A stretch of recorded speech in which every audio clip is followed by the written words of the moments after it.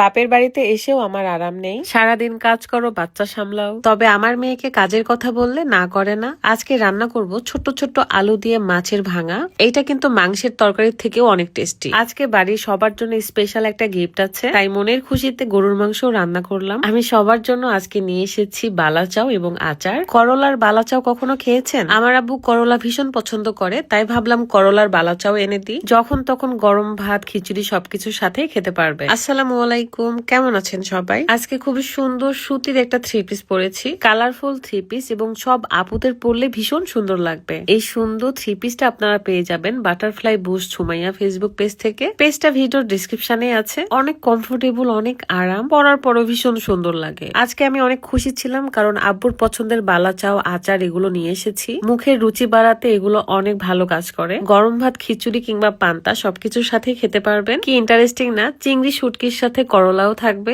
SS food store থেকে আমি এই করলার বালাচাও, মিক্সড আচার এবং মুড়ি মাখানোর যে মশলা সেটা নিয়েছি। আজকে অনেক কিছু রান্না করব, তার মধ্যে আমার পছন্দের এই ছোট্ট ছোট্ট কাইন আলু দিয়ে মাছের ভাঙা করব, বেগুনও থাকবে তার সাথে। যেহেতু আমাদের সাথে আজকে বালাচাও থাকবে, সো এই চচ্চড়ি তরকারিগুলো অনেক মজা লাগবে। সেগুলো একটু পরেই রেডি করব, তার আগে রান্না বান্না কমপ্লিট করে নিই। গরুর মাংস আমি আজকে মাখিয়ে তুলে দিব, আর স্পেশাল বালাচাও গরুর মাংসের সাথে আরো মজা লাগে। আমার আব্বুকে মজার মজার খাবার খাওয়াতে পারলে আমার অনেক ভালো লাগে, তাও আবার নিজের হাতে রান্না করতে পারলে তো কথাই নেই। আজকে সব তরকারি মাখিয়ে তুলে দিব। আমার কাছে মাখানো গরুর মাংসই বেশি ভালো লাগে।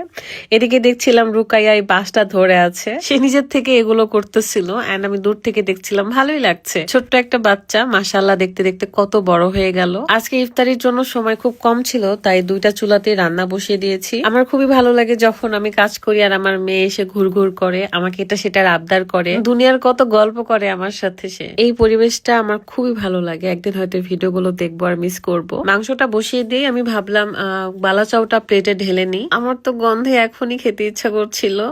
রোজার সময় এগুলো বলতে হয় না। সাথে আছে মিক্সড আচার, এই আচারটা রুকায়া খুবই পছন্দ করে। সবগুলো ঢেলে ঢেলে রেডি রাখছিলাম এবং মুড়ি মাখানোর সময় মশলাটা বের করব। খুবই তাড়াহুড়ো করে রান্না বান্না করছিলাম, একবার এই চুলা একবার সে চুলা। আমাকে আমার ভাবি আদার্স কাজে হেল্প করছিল, মানে গোছ গাছ। এ দেখেন রুকায়া কত মজা করে খাচ্ছিল এবং আমার ভাইয়ের ছেলেকেও খাওয়াচ্ছিল। ফাইনালি এই চচ্চড়ি রান্না করা শেষ।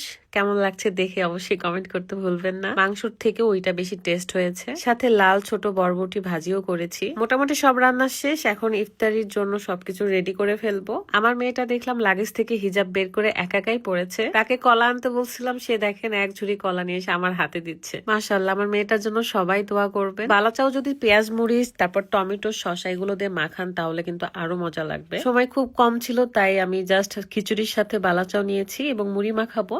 দেখেন মুড়ি মাখানোর মশলাটা এত জোস, মাখানোর পর এটা এত টেস্টি লাগে খেতে। দুইটাই অনেক লোভনীয় ছিল, আমি তাই দুইটাই ট্রাই করেছি। এন্ড ইফতারিতে যদিও বা খুব বেশি খাওয়া যায় না, তারপরও আমি পেট ভরে ভরে দুইটাই খাইছি। যারা করলার বালাচাও এবং মিক্সড আচার তারপর মুড়ি মাখানোর মশলা নিতে চান, তারা অবশ্যই এসএস ফুড স্টোর ফেসবুক পেজে ভিজিট করবেন।